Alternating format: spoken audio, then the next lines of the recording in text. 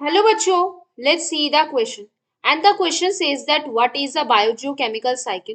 What is the role of the reservoir in a biogeochemical cycle? Give an example of a sedimentary cycle with reservoir located in Earth's crust.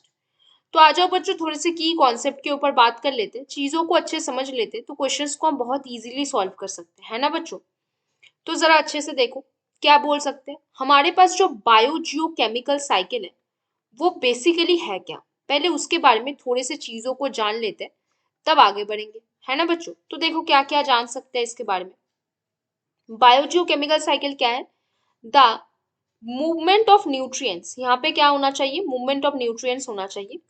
Movement of nutrients through, किस वजह से बच्चों, through various element, through various elements of ecosystem, कहाँ पे, elements of ecosystem is called, क्या बोल सकते हैं बच्चों उसको, न्यूट्रिएंट साइकिल और बायोजियोकेमिकल साइकिल बोल सकते हैं। Is called nutrient cycle, nutrient cycle, और इसको हम और क्या बोल सकते हैं, और बायो जियो केमिकल साइकिल भी हम उसको बोल सकते हैं। क्या बोल सकते हैं, बायो जियो केमिकल साइकिल भी हम इसको बोल सकते हैं।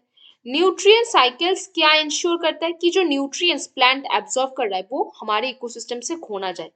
तो न्यूट्रिएंट साइक्लिंग क्या इंश्योर करेगा, साइक्लिंग एंश्योर्स, क्या इंश्योर करेगा, ensures that nutrients are never lost, nutrients कभी भी लॉस्ट ना हो, आर नेवर लॉस्ट, कहाँ से बच्चों, never lost from the ecosystem, हमारे इकोसिस्टम से कभी भी वो लॉस्ट ना हो, फ्रॉम द इकोसिस्टम।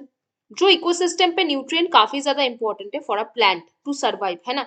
तो इकोसिस्टम से कभी वो न्यूट्रिएंट लॉस ना हो, उस वजह से उस चीजों में काफी ज्यादा ध्यान रखा जाता है। They keep on getting replenished in the reservoir in the ecosystem, है ना।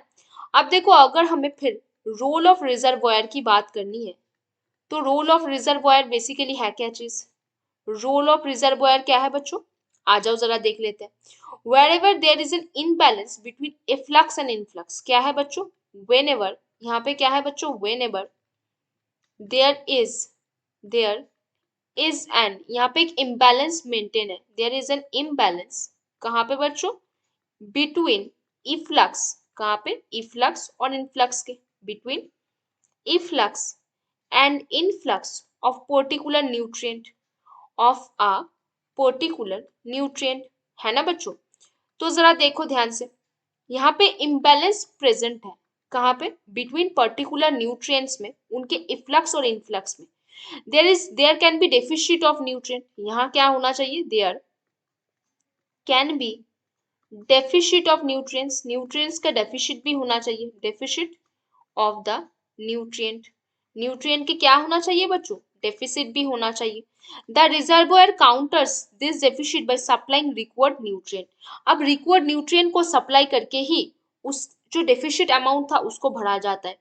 द रिजर्वोयर, उसका क्या रोल रहता है, रिजर्वोयर काउंटर्स, क्या काउंटर करेगा, उस डेफिसिट अमाउंट को, counters this deficit by supplying, कैसे, by supplying required amount of nutrient, by supplying, क्या सप्लाई करना है बच्चों, the required amount of nutrient, required nutrient, उस रिक्वायर्ड न्यूट्रिएंट को क्या करना है बच्चों, सप्लाई करना है ना।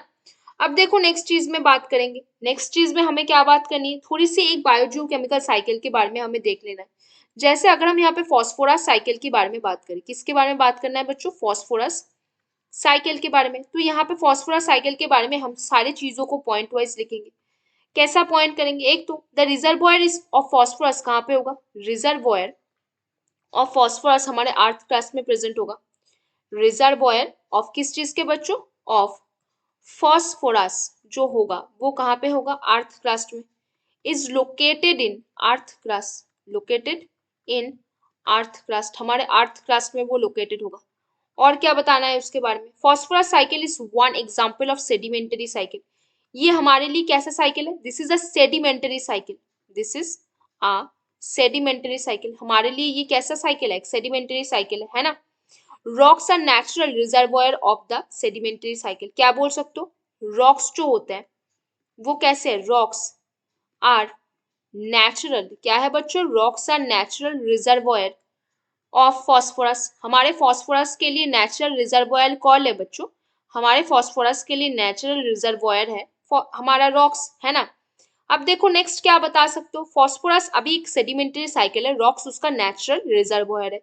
It is present in the rocks in the amount of phosphate, phosphate के अमाउंट पे ये रॉक्स में प्रेजेंट होगा।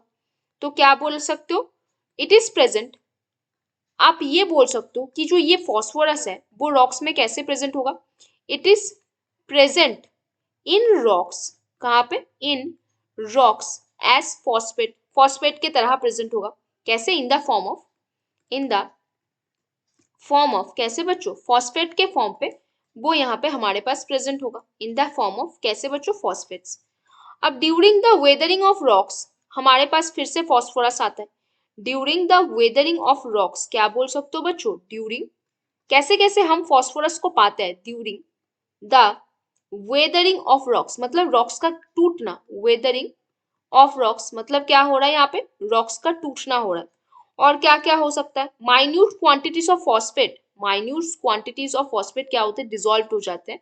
माइन्यूट क्वांटिटीज ऑफ जो फॉस्फेट हमारे पास प्रेजेंट होते हैं वो क्या होते हैं, सॉइल पे डिसॉल्व हो जाते हैं। फॉस्फेट क्या होता है बच्चों, dissolve in soil solution, soil पे डिसॉल्व हो जाएंगे इन सॉइल सॉल्यूशन। और क्या क्या दिख सकता है बच्चों, phosphates in soil solution are absorbed by root in plants, phosphate are absorbed, कहाँ पे होगा, phosphates जो कि सॉइल पे डिसॉल्व्ड है, इन सॉइल सोल्यूशन कैसे एब्जॉर्ब होगा, प्लांट के रूट के जरिए से, आर एब्जॉर्ब बाय, कैसे एब्जॉर्ब होगा, are absorb by roots of plant, plant के रूट के जरिए से वो एब्जॉर्ब हो जाता है। Primary and secondary consumers of phosphorus कौन होते हैं बच्चों, ये प्लांट्स वगैरह ही होते हैं। अब देखो नेक्स्ट नेक्स्ट चीजों में हम क्या बात कर सकते हैं बच्चों, when dead organism are decompose by phosphate solubilizing bacteria, क्या बोल सकते हो, व्हेन डेड ऑर्गेनिज्म जो होते हैं वो डिकम्पोज होते हैं, when dead organisms are decomposed by phosphate solubilizing bacteria, जो बैक्टीरिया फॉस्फेट को सॉल्युबल करते हैं, है ना, बाय किससे बच्चों, फॉस्फेट, चीजों को समझो बच्चों, एग्जाम के लिए बहुत ज्यादा इंपॉर्टेंट है, फॉस्फेट सॉल्युबलाइजिंग बैक्टीरिया। तब क्या होता है उस टाइम पे, फॉस्फोरस जो होता है वो सॉइल पे चले जाते हैं, phosphorus is release back to environment, phosphorus क्या होता है बच्चों, रिलीज्ड बैक होता है, कहाँ पे, एनवायरनमेंट पे, is released back to environment, हमारे एनवायरनमेंट के पास वो फिर से क्या होते हैं, वापस आते हैं, है ना बच्चों। तो ये सारी चीजें हमें पता होनी चाहिए, ये सारी चीजें हमारे पास पता होनी चाहिए, क्योंकि ये हमें कंप्लीट नॉलेज देता है। अब देखो बच्चों क्या क्या बात की हमने, हमने एक बायोजियोकेमिकल साइकिल क्या है उसका डेफिनेशन हमें पूछा और वो डेफिनेशन हमने जाना। क्या रोल होता है reservoir for a biogeochemical cycle, एक बायोजियोकेमिकल साइकिल में रिजर्वोयर का क्या रोल होता है वो भी हमने देखा। हमको एक एग्जाम्पल देने के लिए बोला है सेडिमेंटरी साइकिल का, जो जिसका रिजर्वोयर कहाँ पे होगा, अर्थ क्रास्ट में होगा, और वो साइकिल क्या है हमारे लिए, फॉस्फोरस साइकिल है, हमने वो भी यहाँ पे देखा। तो बच्चों hope you understand the question very well, best of luck बच्चों।